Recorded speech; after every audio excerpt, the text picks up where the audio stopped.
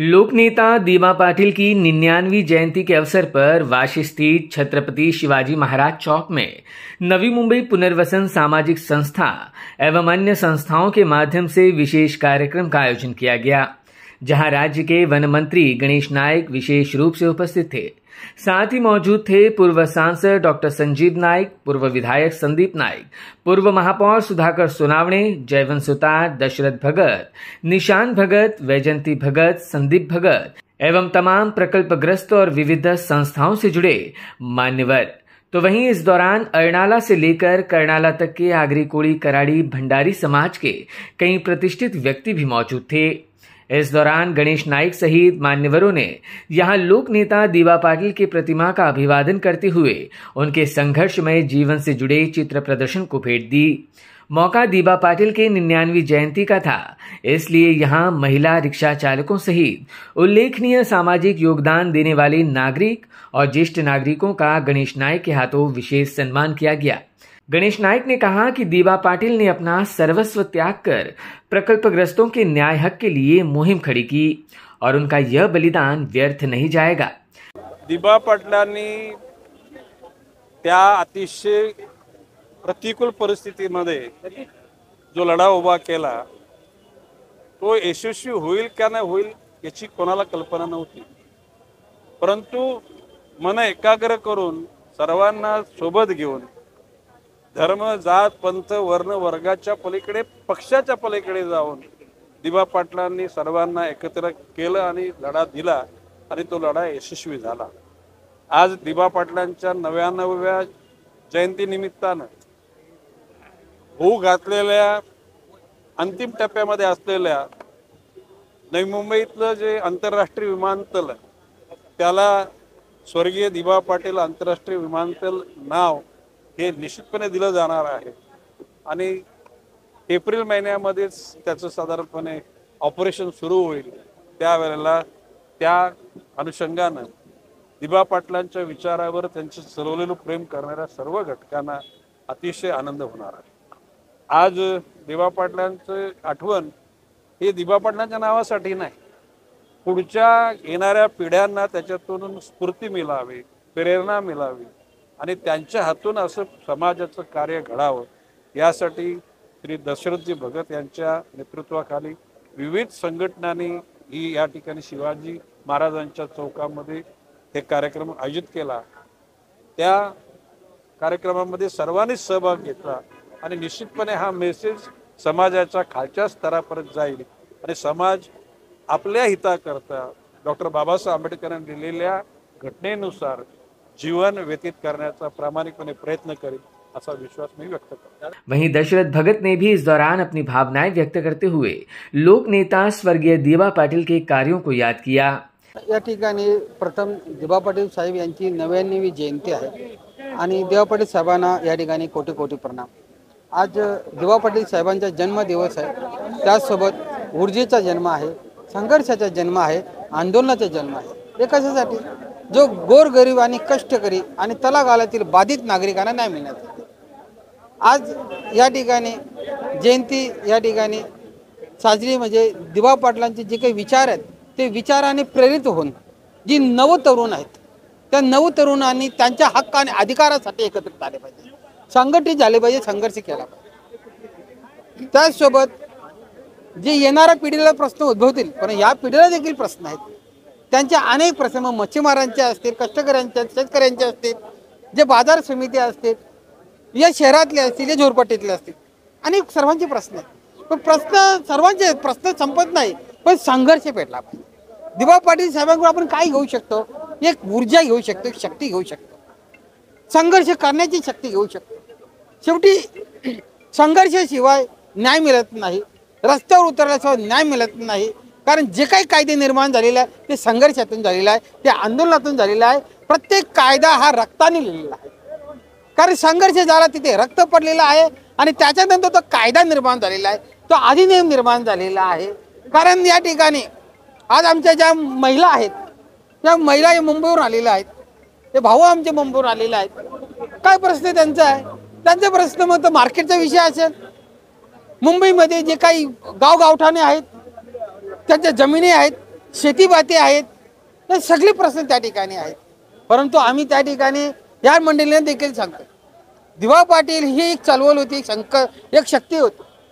नाईक साहेबांनी या ठिकाणी त्यांना देखील आश्वासन दिलेलं आहे की आपण मंत्रालयामध्ये येऊन जे आपले काही भूमिपुत्रांचे जे प्रश्न असतील, शहरी भागातले काही प्रश्न असतील, काही झोरपट्टी भागातले प्रश्न आहेत, ते प्रश्न घेऊन या, आपण त्याची सोडू, त्याला दिशा देऊ, त्याला मार्गस्थ करू.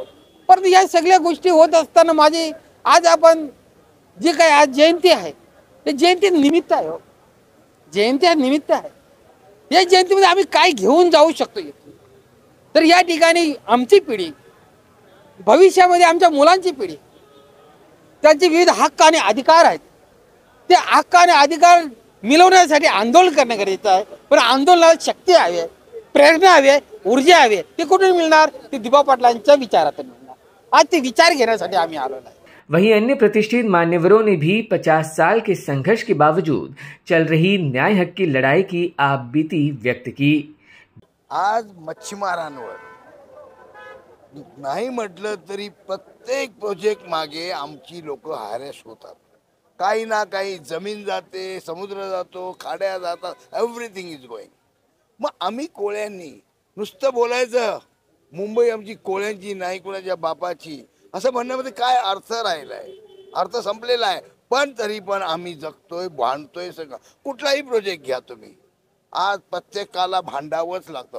का भांडावं लागतं? दिबा पाटलांच्या नावासाठी भांडण्याची गरज काय होती? आमचा माणूस आहे, आमचं जी आहे दैवत, त्यांचं नाव द्यायला काय हरकत होती? पण नाही, कोणतरी एक काडी टाकतोय आणि त्याच्यासाठी आम्हाला संघर्ष करावा लागतो. हा संघर्ष, असेच संघर्ष करायचे आम्ही. मुंबईमध्ये हीच स्टोरी आहे. आज मॅनग्रुव्हचं वन खातं करून टाकलं. वन खातं केलं, गावा बाजूला आमच्या मॅनग्रुव्ज आहेत आणि ती मॅनग्रुव्ज आज जंगलपट्टी म्हणून जाहीर केलंय. आणि जंगलपट्टी जाहीर केलं म्हणजे आम्ही त्याच्यात फिशिंग नाही करायची, आमची बोट नाही लावायची, पण आमचे तिकडे मासे खाद्य म्हणून यायचे. ते खाद्य मासे येतात, तेच आम्हाला मिळतात, मग तेही तुम्ही नाहीशे करतायत. आज बाजार घ्या आमच्या मुंबईतले, एकही बाजार सोडलेला नाही. डेव्हलपमेंटच्या नावाखाली सगळे बाजार जमीनदोस्त केले जातात. आणि महिलांना जेव्हा लायसन द्यायची वेळ येते तेव्हा त्या महिलांना लायसन, जुन्या महिलांना ज्या ब्रिटिशकालीन मासे विकायच्या त्यांना सुद्धा लायसन नाही. म्हणजे हे नियम करताना आम्हा कोळ्यांना कधी घेतले का? नियम बनवताना नाही. तुम्ही बसता चार भिंतीमध्ये आणि नियम करता आणि त्या नियमाने आम्हाला पुढे चालवता. हा कुठला न्याय? मग राज्य आमचं, सगळं आमचं, मतदार आम्ही, सगळं आम्ही, मग आम्हाला न्याय का नाही? प्रत्येक वेळेस लढायचं, भांडायचं, आम्ही रडत बसायचं. महिला रडतील, आम्ही मागे उभे राहणार. कशासाठी हे चाललंय सरकारने? आता तरी लक्ष द्यायचं आहे. बस ज्याला मी खूप त्रास घेतलाय. 75 इयर्स ऑफ द इंडिपेंडन्स आम्ही लढतोय, झगडतोय, करतोय, पण कधीतरी आम्हाला सुखाने घास खायला द्या. आम्ही म्हणतोय ते आमचं मान्य करा. आम्ही एक्स्ट्रा काही मागत नाही. कोळी, आगरी, भंडारी हे कधी तुमच्या घशावर हात देत नाही. आमच्या जमिनीवर, आमच्या हक्कांवरच आम्ही बोलतोय. सशक्तीकरण संघटना आहे गोखले शैक्षणिक संस्थेतर्फे. या सर्व आपल्या लोकनेते माननीय श्री दिबा पाटीलांच्या 99व्या जयंतीसाठी आम्ही जमलो आहोत. सर्वप्रथम मी त्यांना विनम्र अभिवादन करते. आणि आपले हे आमचे प्रेरणास्थान, जे आमचे लोकनेते ज्यांनी संघर्ष करून जी क्रांती घडवली, ती क्रांती हा संघर्ष तरुणांमध्ये, आमच्या सर्वांमध्ये पेटतच राहावा.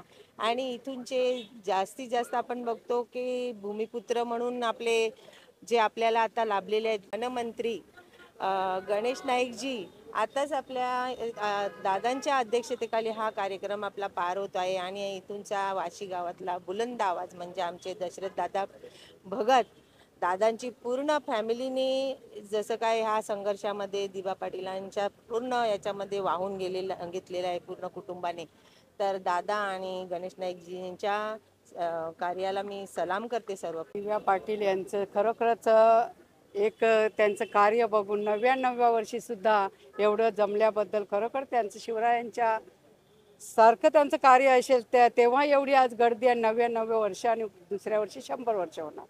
खरोखरच अशा व्यक्तींचा आदर केला पाहिजे. आणि तसेच मुंबई आमची, महाराष्ट्र आमचा असताना आज आम्हाला अपंगासारखं केलं जातं आहे.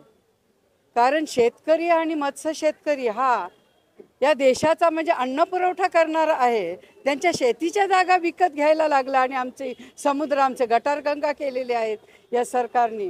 खरोखरच या सरकारला माझी विनंती आहे की आमचं सगळं जे समुद्र साफ करा. आम्ही आज मरोलमध्ये कोळी भवनसाठी आम्ही मागणी केलेली आहे आणि डिझाईनसुद्धा दिल्लीवरून आली, पण ती का थांबलं आहे? 100 कोटींना तुम्ही एवढे घाबरले, अख्खा महाराष्ट्र मुंबई आमचा असताना. अरे तुम्ही 500,000 कोटी नाही त्या माणसांना देता, झोपडपट्टीवाल्यांना तुम्ही कोळी लोकांचा दर्जा देता. कोळी लोक ते नाही, आज मारवेमध्ये आमचा धारावी कोळीवाडा वसवण्यास आजचं सरकार करतंय, पण ते आम्ही मान्य करणार नाही. ते झोपडपट्टीवाले कुठून आले, काय आले, आधार कार्ड करून ते आमचे कोळीवाड्याची त्यांचं हे करून घेतात, परंतु आम्ही ते मान्य करणार नाही. आमचे कोळीवाडे कसे शाबूत राहतील? कारण आता कोळीवाडेच वाचले म्हणून या देशामध्ये खरोखर सरकार कोळीवाड्यांवर लुटलेलं आहे, पण एकही जमीन आम्हाला विकून देणार नाही आणि आता महिला आम्ही लढा करतोय. के अलावा दीबा पाटिल की जयंती पर यहां वृक्षारोपण का भी आयोजन किया गया था. Bureau report EW network.